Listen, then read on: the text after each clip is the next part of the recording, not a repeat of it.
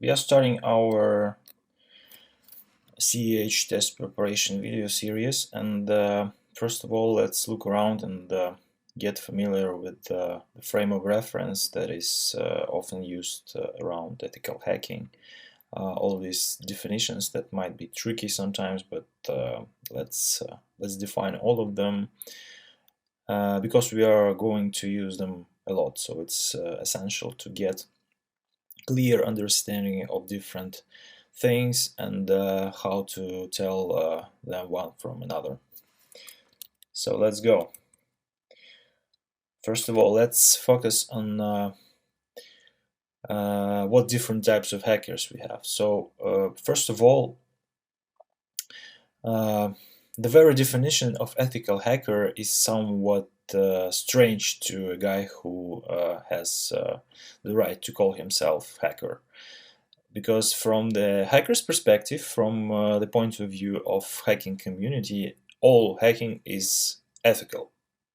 Okay, so hacking is just the way of viewing things differently, the way of digging deep into the internals of a system or an application or a door lock or anything that works somehow, right? So it is just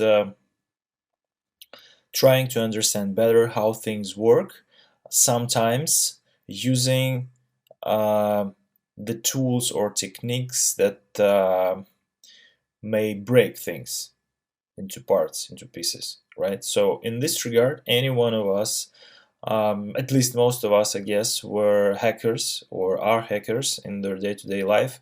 So as children, we, for example, often try to break things in order to get knowledge about how they work. And in this regard, the term hacker doesn't apply any moral or ethical load, right? So it's neither good or bad, so it's neutral, and thus we cannot assess its ethics. Okay. However, due to mass media, I guess the term hacker became very much overused.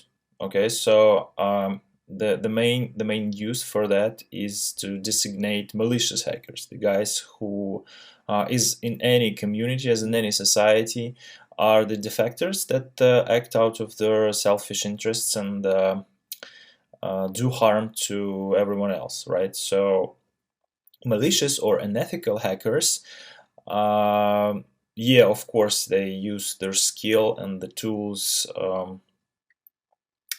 not ethically. So, in order to differentiate from this uh, general perception of hacking as malicious activity, right? I guess we, in the end, have this explicit term of ethical hacking and ethical hackers who perform their activities within ethical boundaries and in most cases have explicit approvals from the people who own stuff that they are trying to break.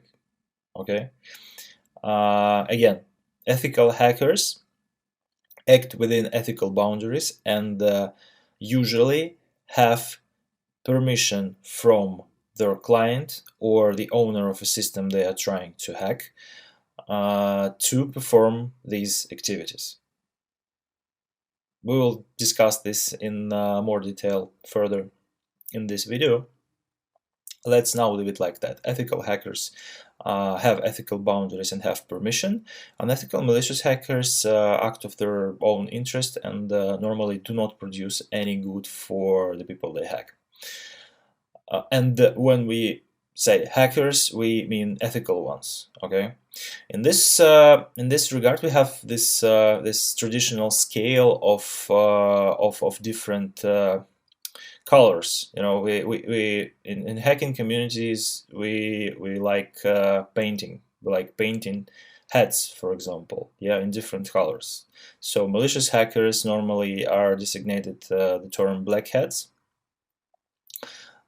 These are guys who break the law in order to get our money or make political statements or whatever.